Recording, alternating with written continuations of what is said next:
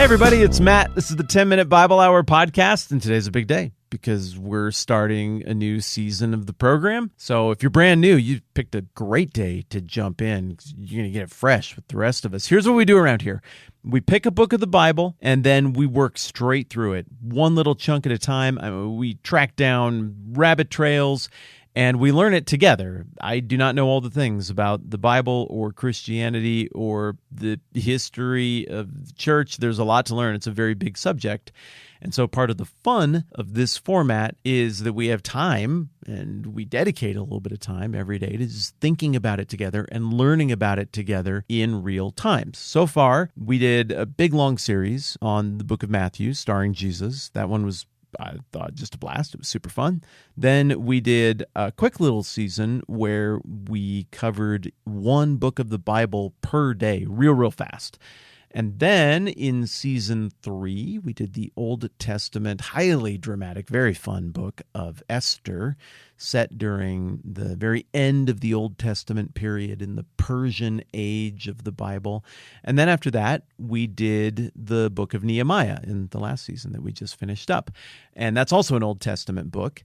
And so now we are about to fast forward 400 years and change, better part of 500 years really, all the way to the book of Galatians, which is a New Testament book, but really letter is probably the better descriptor for what it is. It isn't a book like it has a beginning, a middle, and end, and a really intense plot with characters and story development.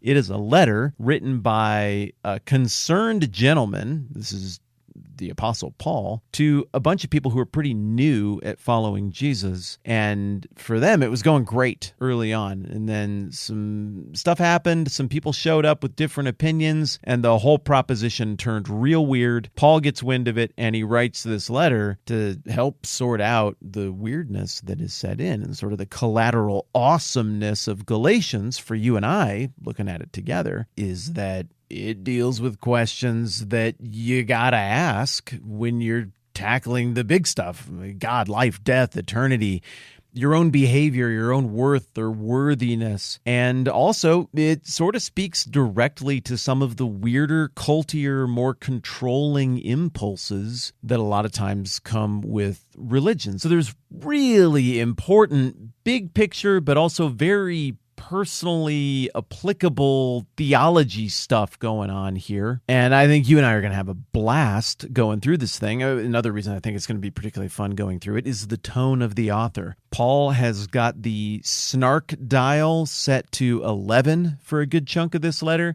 So it's not this clinical, pristine, boring, human resources speak sort of correction. It is very human. It is hot-blooded. It is clearly very personal to the author of this letter, and that adds a lot of spice to it, and I think keeps it really fun. I suppose what you just got there is my 4-minute sales pitch for what the podcast is in general and why this book is great and how we're going to come at it and why it's going to be fun and interesting and useful for you, I hope. So, yeah, hey, no beating around the bush. Straight up, I'm asking. I hope that it sounds interesting to you and that you would do me the honor of hanging out with me as we work through the book of Galatians together. Something to think about. Okay, let's talk more about the book. Have you ever been in a situation where you start off on a relationship or a part of a new group or institution or something? You start something new and it is awesome. It's energizing and it's fresh. You feel like your eyes have been opened to this new thing and you feel this lightness in your step and this optimism about everything. And you're like, dang, I think I just solved life. Stuff is awesome now. This person, this thing I'm a part of, whatever it is just great. But then, somewhere along the way, you get the spidey sense. It starts to go off. You get the little warning bells. Maybe somebody says something weird. Maybe if it's an institution that you're imagining here, there's some new policy that gets initiated. You try to block out that voice in your head that is saying, this is weird. I don't know if this is a good idea. That was weird. Was that a little much? What did they mean by that remark right there? Because you want it to continue to be awesome and you don't want it to turn out to be weird.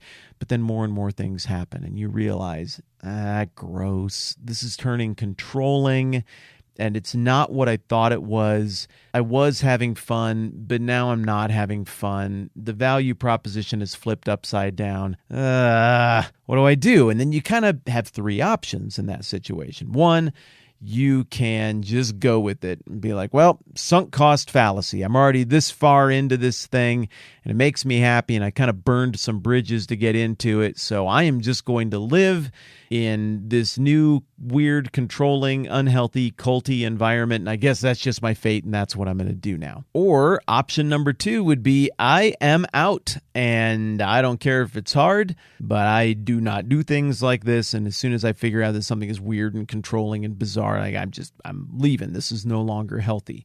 Or option number three is to say, no, the weird, controlling, unhealthy stuff isn't supposed to be here. That's not what makes this awesome. I'm going to examine what's going on here, and I'm going to keep all of the great stuff, and I'm going to get rid of all of the stuff that's weird and screwed up and that shouldn't be here and isn't in keeping with the principle of the thing anyway. So I suppose option number four is just pretend none of it's happening and ignore all of that and try to kill that little spidey sense in the back of your head. But I think we've all been in a place where we have encountered something like that, a situation like that, and we've had to make a choice as to how we're going to respond. Well, it's a situation kind of like that is the occasion for the writing of the letter that we're looking at, the book of Galatians here in the New Testament. You got a bunch of people who jumped into a thing that is following Jesus, and it was great. It was going super, and they were super excited about all of it. They eagerly received the message of Jesus. More on exactly what that message is in coming conversations. And it's working. These little communities of life-giving faith for all kinds of people from across all of the socioeconomic spectrum, people who normally would not even have much in common. All of a sudden, all of these totally diverse people are coming together and worshiping Jesus together, and it's going great. But then along came some outsiders who took it upon themselves to go in and say, wait, no, there are some rules. You didn't hear about them at first, and maybe they're not even actual rules, but they should be actual rules.